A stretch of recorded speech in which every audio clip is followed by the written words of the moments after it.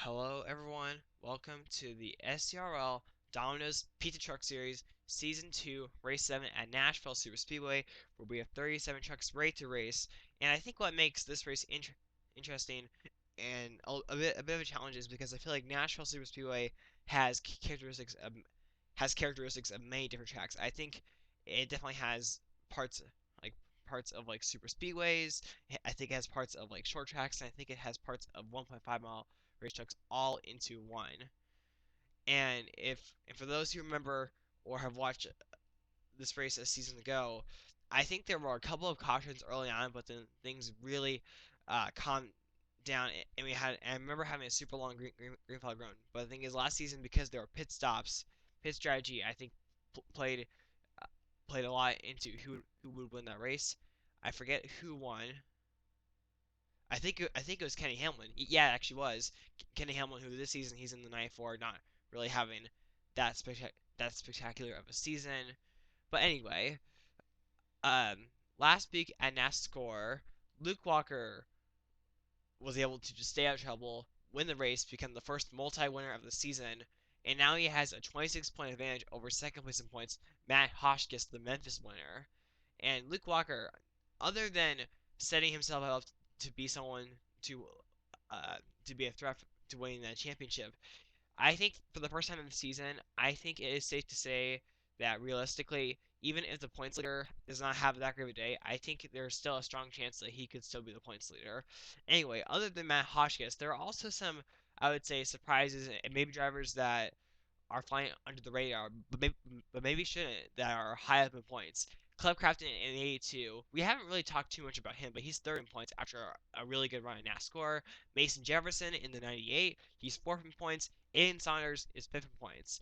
Those are three drivers that are really under the radar, and I think that depending on where they finish, they really could truly establish themselves as championship threats. But we'll just have to see.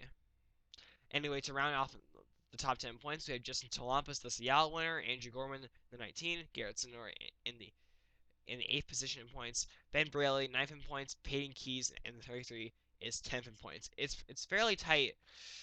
I would say that it's a fairly tight race from 14th in points to 3rd in points because that that that field is only separated by 20 points. So because it's that tight, I think we'll see a lot of points positions, which I kind of feel like makes this race just a little bit more important.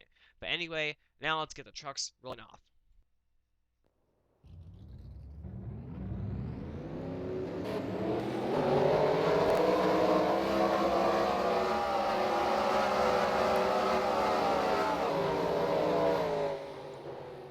Anyway, here is our starting lineup, but first, before I get to that, I would like to say that I've been having a little bit of difficulty recording this race, and there have been some frame rate issues. So if you see any of those, I apologize, and maybe my luck will start turning around.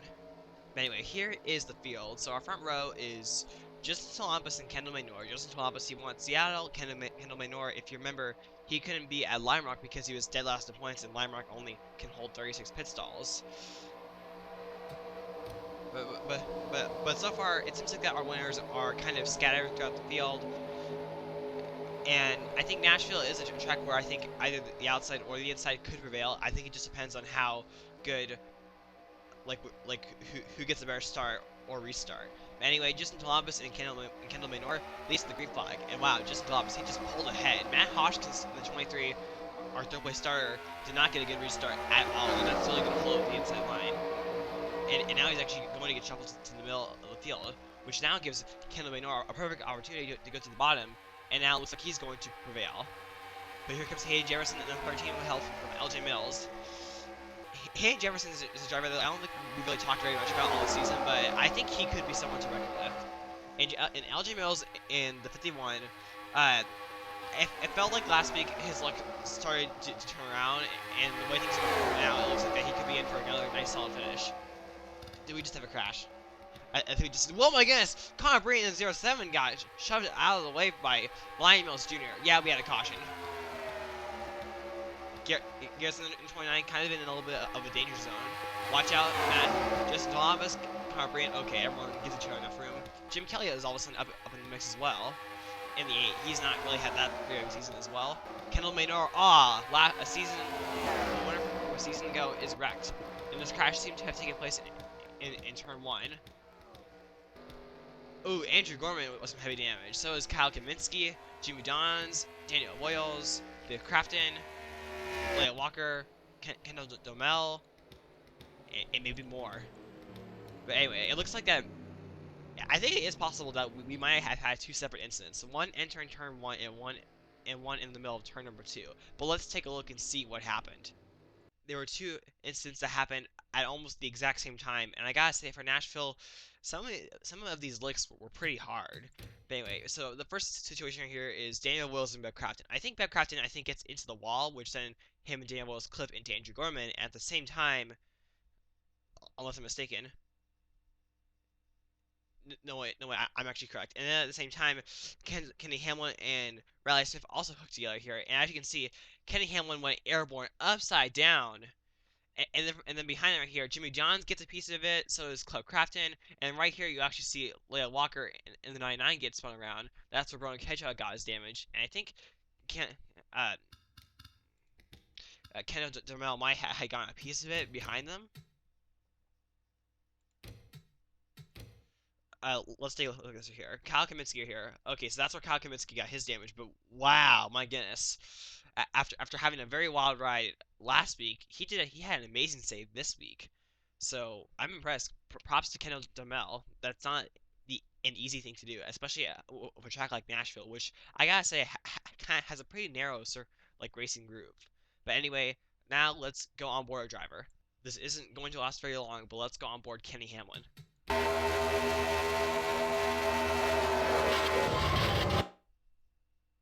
There were many drivers that had to swerve to avoid this. Eric Almahart was one of those drivers that avoided it, but strangely did not swerve.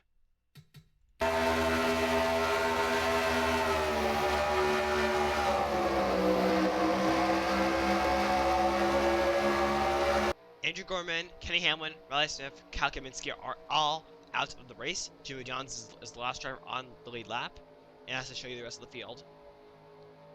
So when I look at our top drivers in points, Hayden Jefferson, like I said, is a driver that we really have not talked about very much this season. I think he's actually outside the top 25 in points. Lyon Mills Jr. dominated Atlanta and has had his ups and downs ever since then. LJ Mills, it seemed like last week at NASCAR, things are turning around just a little bit, and they'll turn around for the better even if he gets a good finish this week. Jim Kelly in the 8, another driver that we've really not talked about very much this season, but has just been struggling. 20th in points, and Matt Hotchkiss, the Memphis winner. But here comes Lyon Mills Jr. now down to the inside. Jim Kelly is going to go with him. I think things could be calmer, but I feel like we're going to have another quick caution. I just feel it coming. Right behind this pack of 5 drivers, we have Johnny Wolf in the 84. This is a driver that I think is I think he is a little bit of a sleeper. He comes into this race 16th in points. Garrett Sinner in the 29 last season's runner-up. He's had his fair share of ups and downs. He's come close a couple of times. He came close at Daytona, and then he came close at Seattle. But it hasn't all come together yet. But it looks like the way things are going right now, because of his good qualifying position, he could be in for a good day. But right behind him, in the 7 Kendall Maynor, oh my goodness, he gets clipped, but they all save it. Oh my goodness. And oh my goodness here, big crash, not a big crash, Jim Kelly in the 8 goes around. Oh, that's going to be a big crash, I think. He goes around. Okay, he goes around. He was running inside the top 10, but it looks like everyone was actually able to avoid that. Impressive. I'm just looking. There probably was a driver that maybe got some slight minor damage, but for the most part, I actually thought that was actually going to be another big crash, but frankly, it was not, if I'm saying the right words. Maybe this crash started because they were checking out from Garrett Sinner and Connor Breeden, but Jim Kelly got hooked from LJ Mills, which then he went down right into Kendall Maynor in the 20.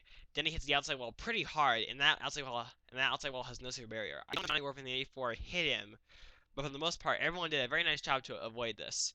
And he just goes for a simple spin, does not hit the wall again.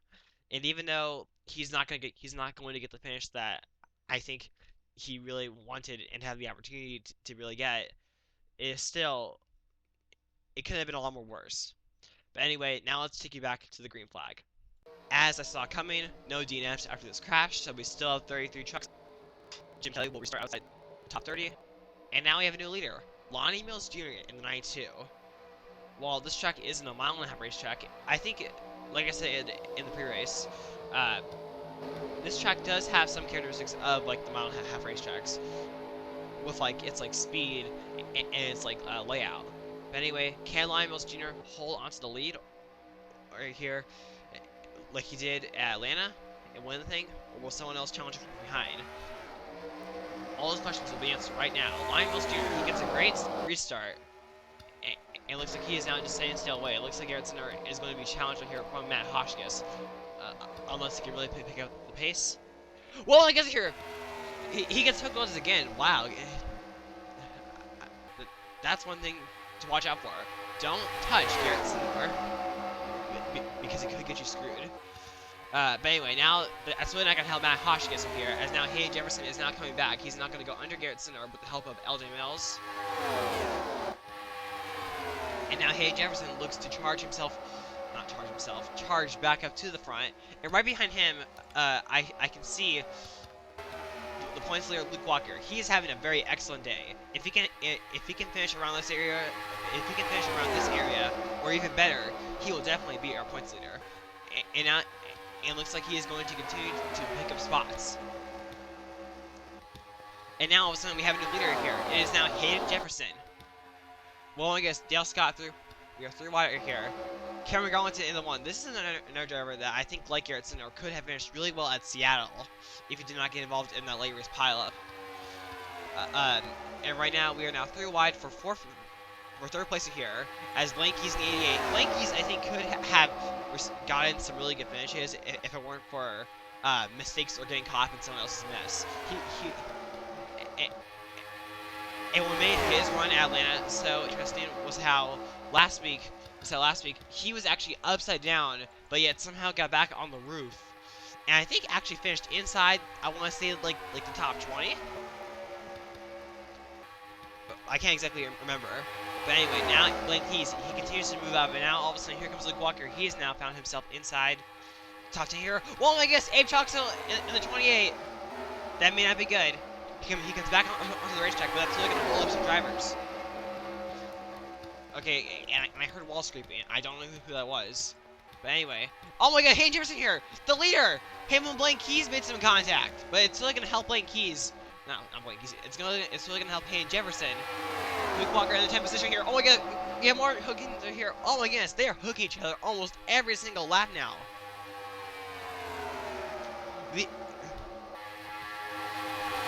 Garrett Sinner here comes pretty close to scraping the outside wall, and now he just continues to fall back here, a little bit more every single lap. And now Connor Breeden in the 07. Connor Breeden here, he currently is 11 points, but to me, I think that he deserves to be even higher in points because ever since Lime Rock, where he won, he has just been like very incredible. But just hasn't really gotten the finish to really like prove what he's made of. And now all of a sudden here he goes to the inside of Hayden Jefferson. Well, it looked like that he was going to make the pass, but then had to align himself back up with Hayden Jefferson. Clive Crafton here, Luke Walker here. Ooh, that got a little close. But anyway, we now just have a couple laps to go. Here comes LJ Mills in the 51, going to the inside of Connor Breeden, and now it looks like he might. Can he get under Hayden Jefferson? He's there. Here he comes. Down the backstretch here in turns 3 and 4. I think we're seeing a very same thing. I think we're seeing a very similar thing that we saw at Seattle, where oh my goodness, here they are actually catching left traffic here. Jim Kelly, a slower car. Oh my god, this could shake up the field. Here comes Ezra here. Oh my god, Johnny Warfare here goes to the apron. Let's look up everyone else here. And now we have a huge crash here. Ben Briley here. Matt Hoskins, Kendall Lenore. But here we go. We are now 3 wide right here. Johnny River here. Lion Mills Jr.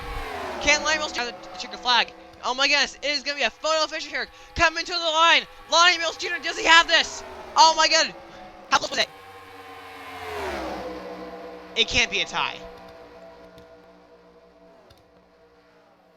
Oh my goodness. What just happened? Well, the winner is going to be Lionel Jr. by 2/1000ths of a second. The closest finish ever in the SERL. We have a new record. The previous record was last season's American Ethanol Series race at Hillside. Oh my goodness. Oh my god, I am so glad I checked that just in time. 2/1000ths of a second. Lion Mills Jr. and Johnny Worth. Lion Mills Jr. He is going to pick up his second win of the season. I seriously did not think that he would have enough time to make that pass, but he did. Oh my goodness. Even though Lion Mills Jr. has had his ups and downs, definitely watch out for him in the next several races. He could be a surprise champion here. But as he picks up his second career win, let's take a look and see what happened coming off of turn number 2. From the moment I saw Jim Kelly, a slower car, I realized that was not going to get in the way. And unfortunately, it really screwed a good day for many drivers. But anyway, Jim Kelly was a slower car here, and many drivers here did make a smart move, like Hayden Jefferson and LJ Mills are here. And as you can see, Lion Mills Jr. and Johnny Worth, who would have known that hooking would help, like, Lion Mills Jr. and Johnny Worth get the pictures of what they did. But anyway, I think it was... Oh my god, that's actually a little bit hard to tell here. I think it was actually simultaneous here, because I think... Okay, Jim Kelly and Connor Breen here did hook together, but Connor Breen was also getting a shove from Eric Almerhart, and I gotta say, Ben Braley in the 40 took an incredibly hard impact into that outside wall. Thank goodness there are safer barriers, because that could have been a lot more dangerous. And Kendall Lenore, he also goes around, and I gotta say, this crash didn't actually take out as many drivers as I thought they would. I mean, I know Bill Croxton like rammed into the back of Mason Jefferson, but it could have just been a lot more worse. But anyway, coming out of turn number 4. Well, actually, let's rewind this right here. So let's just take a look at this right here. Johnny Worth and Lion Mills Jr. Watch the hooking that they did, and who had known that hooking would help them get to the lead. Look at here. They hook right here because Johnny Worth had to check up right here, but that allowed them right here to make it 3 wide right here for the lead. And now all of a sudden, as they crash behind them, but here comes Lion Mills Jr. in the 92. He now all of a sudden is pushing Johnny Worth, and the thing is, I thought that they were gonna hook right here, but they didn't. And then all of a sudden right here, as they come down towards the line, oh darn, I don't think there really is that great of a view. Let's rewind this. Oh, okay. From right there, I think you can see that Lion Mills Jr. had that by just a few inches. But let's see if we can get a closer view. This is basically the best shot that we can give you. But I think right there you can see just fine that Lion Mills Jr. just has a slight advantage over Johnny Worth. And behind them right here, you can actually see a pretty close battle that for 3rd place, Garrett Sinner and LJ Mills. But anyway, now let's show you the finishing results. Here is the finishing results. So even though it does not say 2/1000ths of a second, we saw right there, that was the difference in the race to the caution that would decide the winner. 2/1000ths of a second. I'm still waiting for someday, either in this game or in real life NASCAR, to have 1/1000ths of a second, or even shorter, if that's even possible. I think it is possible. It's just gotta happen at the right time. But anyway, just overall, what a great race at Nashville, and I feel like that by shortening the race, I really did think that it gave us a better show. But anyway, I don't know who the points leader really. I don't really know who the points leader will be. I think it will still be Luke Walker by a lot, because he finished a lot more better than his closest competitors like Matt Hoskins, who finished 21st after having to slow up because of the crash in front of him. Uh, and there were many more of his closest competitors that did not get to finish that they need to take the points lead, like Mason Jefferson finished 25th, and just so on. But anyway, Bobby Una and Ben Braley were added onto the list of DNFs after that last crash. Jim Kelly, the only driver that did not finish on the lead lap but did finish the race, and so on. So next week, I think we are heading back to a short track. No, actually, we're not. We're not.